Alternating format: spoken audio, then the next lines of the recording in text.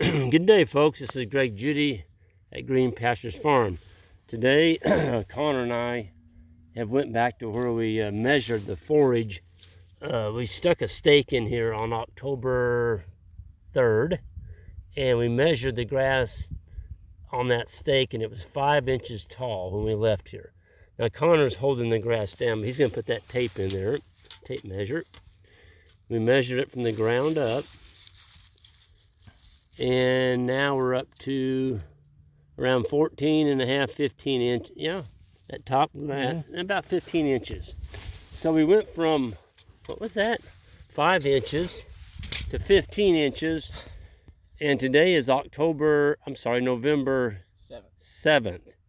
So in a month and 4 days, you might say 34 days, we grew 10 inches. Yeah, just about. 10 inches of forage. Now, this is just one spot. So everybody, oh yeah, Greg, you picked out the highest spot in the paddock. Well, okay. Let's go over here to another spot. We did this 3 times. So we wanted to take an average. Here's another one we measured. We did it all the same day, so it's all October 3rd. Yeah, all of them were measured October 3rd. What's the height on this particular clump? This one was 7 inches. Okay, so we had 7 inches.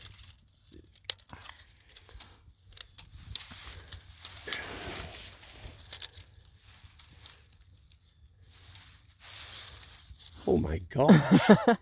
Where are you at on that? Oh my. We're about 23 and a half at that top one. one. Move your hat. Your hat's, okay, there you go. About 23 and a half. 23 and a half inches.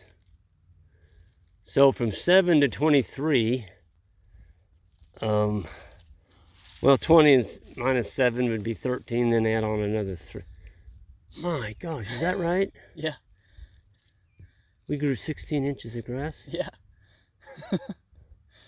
We grew 16 inches of grass, folks, in 30, was it October 3rd? October 3rd. Yeah, in 34 days, we grew 16 inches of grass. Yeah, and that was from the top blade, like that was from the farthest one up. So, Connor, the last one we grazed it down to, was it 4 inches or 5? 5. 5, and this one is 7, so just leaving it 2 inches longer, we grew 16 inches of grass versus over there we grew 10. Wow. Another extra 6 inches. Another 6 inches of growth. Now, folks, what we did here is when we came through this paddock, we were tip grazing. We were just trying to take the tops of the plants, but you know, cattle, they'll take some of it down a little bit lower than others, and that's why we wanted 3 representative samples here. Here's our 3rd post. So this one's 7 inches as well. October 3rd, 7-inch height, okay.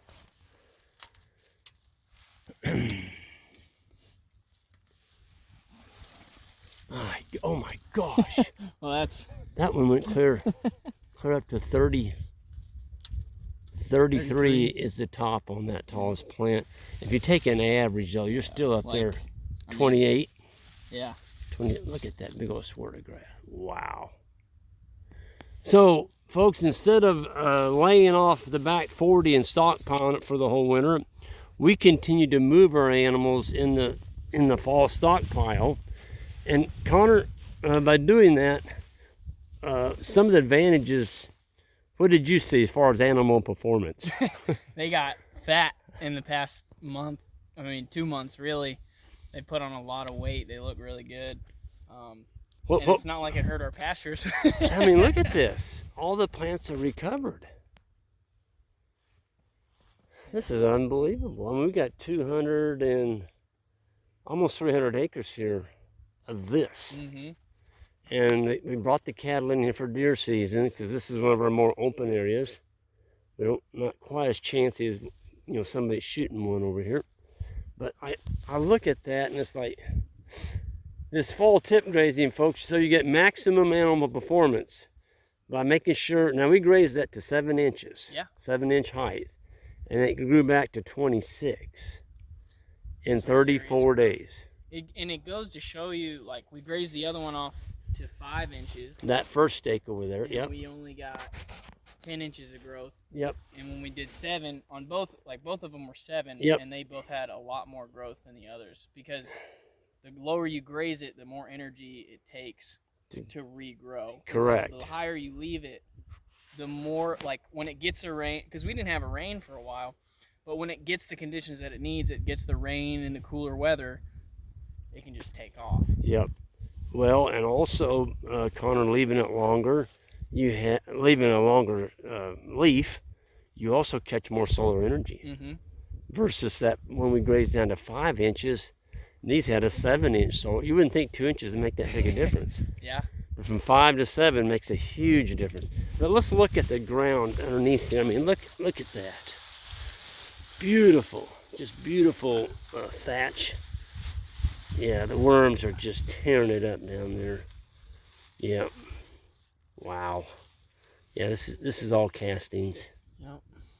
So we're feeding our worms, keeping a good litter bank. And when we caught that rain, it rained here for 3 days. Not hard, but just a steady drizzle. All day. All day, 3 days. And I don't think a single drop of it ran off. I think we caught it all. Most of it, yeah. Yeah.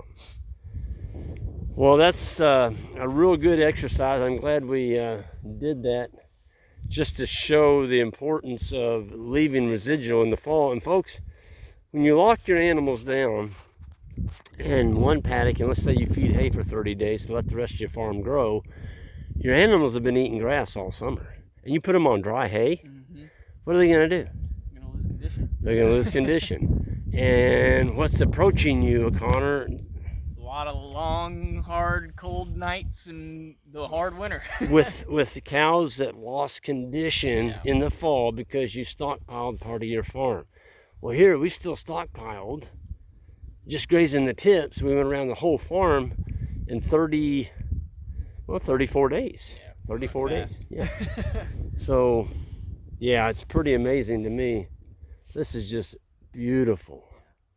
When we drove these stakes in here, it was dry. We hadn't had any rain, but we got lucky. We got some rain late.